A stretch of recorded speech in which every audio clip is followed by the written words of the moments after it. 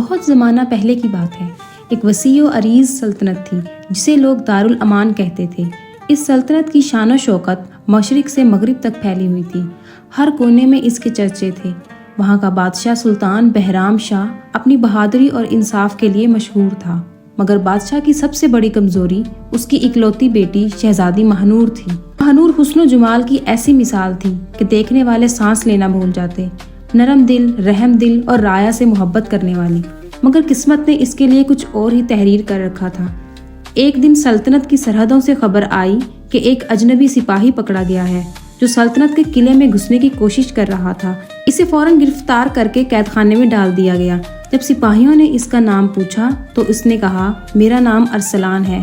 ارسلان نہایت جری، خوبصورت اور بہادر شخص دکھائی دیتا تھا، مگر اس کی آنکھوں میں ایک ایسا راز چھپا تھا جو سب کو حیران کر دیتا۔ قید خانے میں ڈالنے کے باوجود اس کے چہرے پر کوئی خوف یا پشیمانی نہ تھی، بلکہ وہ خاموشی سے قلعے کی دیواروں کو تکتا رہتا، جیسے کسی کے انتظار میں ہو۔ شہزادی مہنور کو جب خبر ملی کہ ایک قیدی آیا ہے جو عام نہیں لگتا تو اس نے ضد کی کہ وہ خود اس قیدی کو دیکھے گی۔ سب نے منع کیا، مگر شہزادی اپنی ضد کی پکی تھی۔ وہ محافظوں کے ساتھ قید خانے میں گئی۔ قیدی کو دیکھتے ہی شہزادی رک گئی۔ ارسلان کی آنکھوں میں ایک عجیب سی چمک تھی، جیسے وہ شہزادی کو برسوں سے جانتا ہو۔ تم کون ہو اور ہمارے قلعے میں کیوں آئے تھے؟ شہزادی نے سخت لہجے میں پوچھا۔ ارسلان نے مسکرا کر کہا، میں وہ ہوں جو تمہارے نصیب میں لکھا گیا ہے۔ یہ جواب سن کر شہزادی چونک گئی۔ محافظوں نے قیدی کو ڈانٹنے کی کوشش کی، مگر شہزادی نے انہیں روک دیا۔ وقت گزرتا گیا۔ شہزادی اکثر بہانے سے قیدی کو دیکھنے آنے لگی۔ ارسلان کے الفاظ میں ایک جادو تھا جو شہزادی کو اپنی طرف کھینچتا، مگر ساتھ ہی ایک خوف بھی تھا، کیونکہ ارسلان کے ماضی کے بارے میں کوئی نہیں جانتا تھا۔ ایک دن ارسلان نے شہزادی کو کہا، اگر تمہیں سچ جاننا ہے تو قلعے کے پرانے کتاب خانے میں جاؤ۔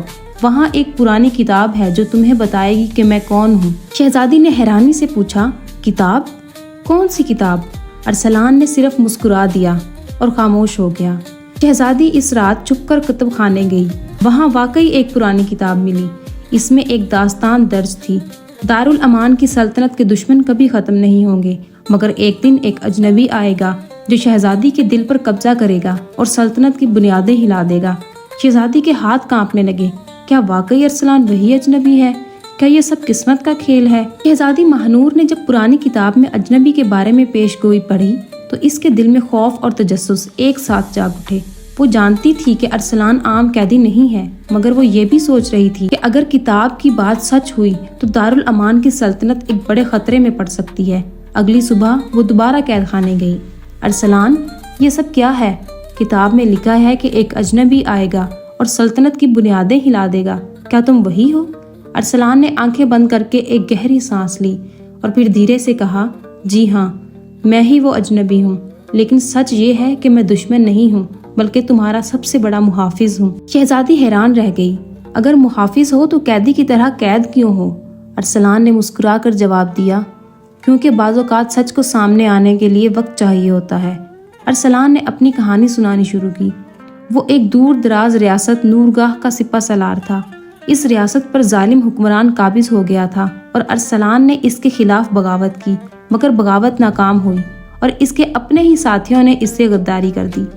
میرے بھائی نے، جسے میں جان سے زیادہ چاہتا تھا، مجھے دشمنوں کے حوالے کر دیا۔ ارسلان کی آواز بھرا گئی، مگر میں قید سے بھاگ نکلا اور تبھی مجھے پتا چلا کہ میرے دشمن اب دارالامان کی طرف بڑھ رہے ہیں۔ میں تمہارے قلعے میں گھسا تاکہ بادشاہ کو خبردار کر سکوں۔ شہزادی کی آنکھوں میں ہمدردی جھلکنے لگی۔ وہ اب ارسلان کو صرف ایک قیدی نہیں بلکہ ایک زخمی روح سمجھنے لگی تھی۔ ادھر محل میں ایک اور کہانی چل رہی تھی۔ وزیر اعظم فخر الدین، جو برسوں سے بادشاہ کے ساتھ تھا، اندر ہی اندر حسد اور لالچ میں جل رہا تھا۔ وہ چاہتا تھا کہ دارالامان کی سلطنت پر خود قابض ہو جائے۔ فخر الدین نے یہ خبر پائی کہ شہزادی اکثر قید خانے میں جاتی ہے اور قیدی سے باتیں کرتی ہے۔ اس نے فوراً سازش رچائی۔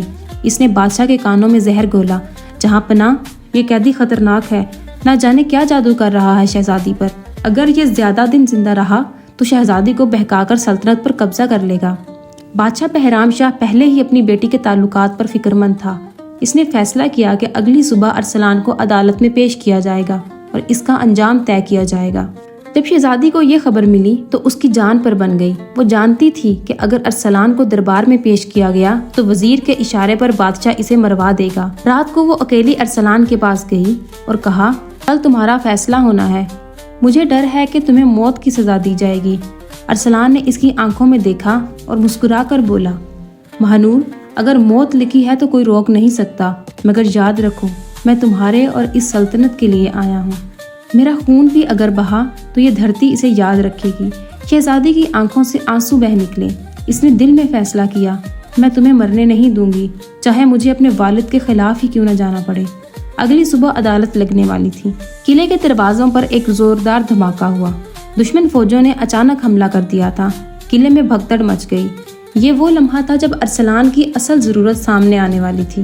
عدالت ابھی شروع ہی ہونے والی تھی کہ اچانک قلعے کے دروازوں پر زوردار دھماکے گونجے۔ توپوں کی گھن گرج اور گھوڑوں کی ہنہناہٹ نے پورے شہر میں خوف و ہراس پھیلا دیا۔ دشمن فوج نے اچانک حملہ کر دیا تھا۔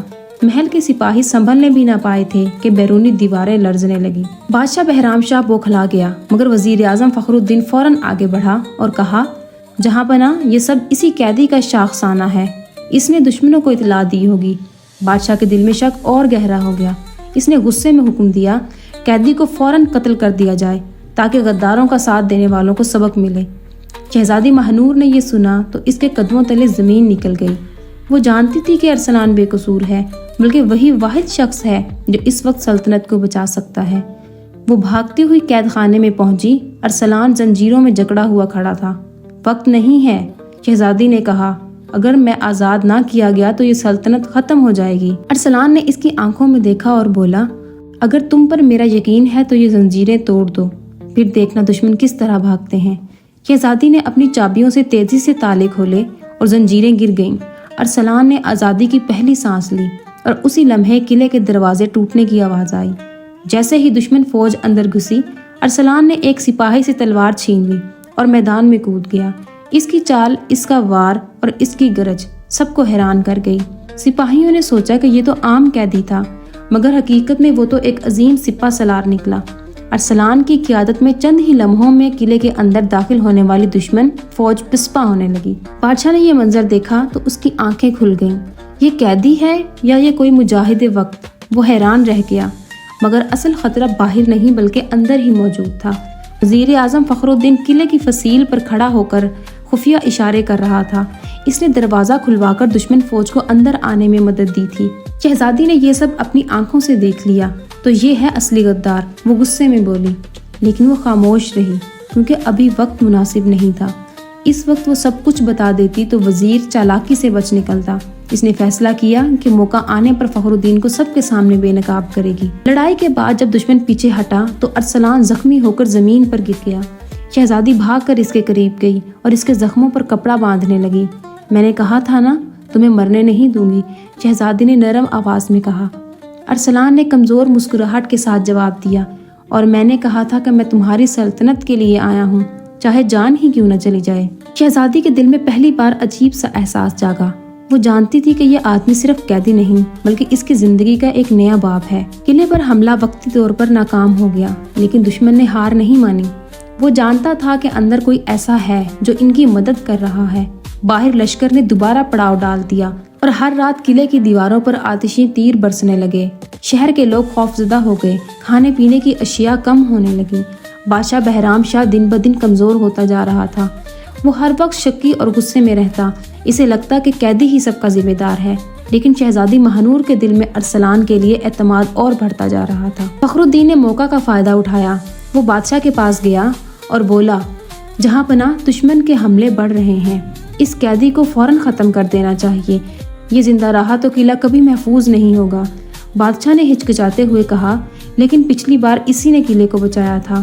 وزیر نے مسکرا کر جواب دیا، یہ اس کی چال تھی تاکہ آپ کا اعتماد حاصل کر کے اندر سے سلطنت پر قبضہ کرے۔ مجھے اجازت دیں، میں سب کچھ سنبھال لوں گا۔ بادشاہ نے ہاں کر دی۔ یہ سن کر شہزادی کا دل دہل گیا کیونکہ وہ وزیر کی حقیقت جانتی تھی۔ رات کے اندھیرے میں شہزادی قید خانے پہنچی۔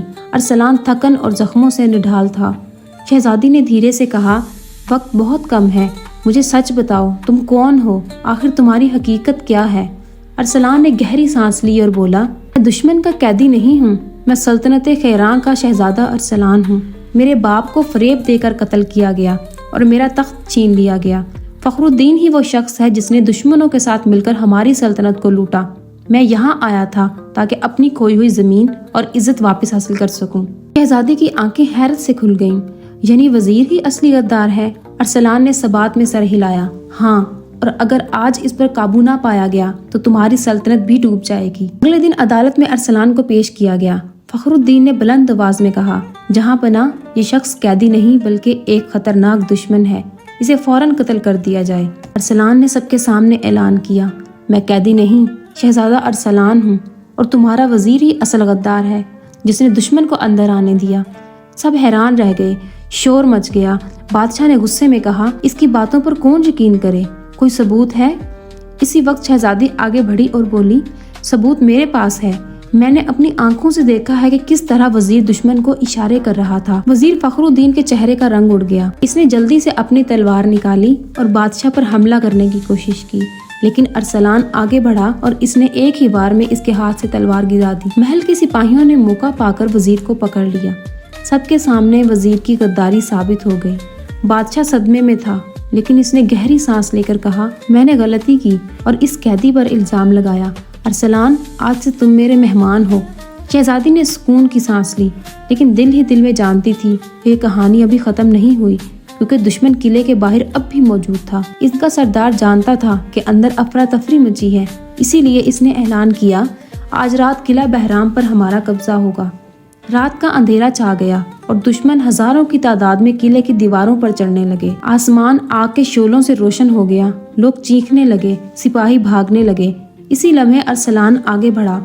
اس نے بلند آواز میں کہا، ڈرو مت، یہ قلعہ ہمارا ہے اور آج دشمن کی شکست یقینی ہے۔ اس نے قلعے کے دروازے کے پیچھے بڑے بڑے تیل کے مٹکے رکھوائے اور جیسے ہی دشمن اندر گھسنے لگا ان پر آگ برسائی گئی۔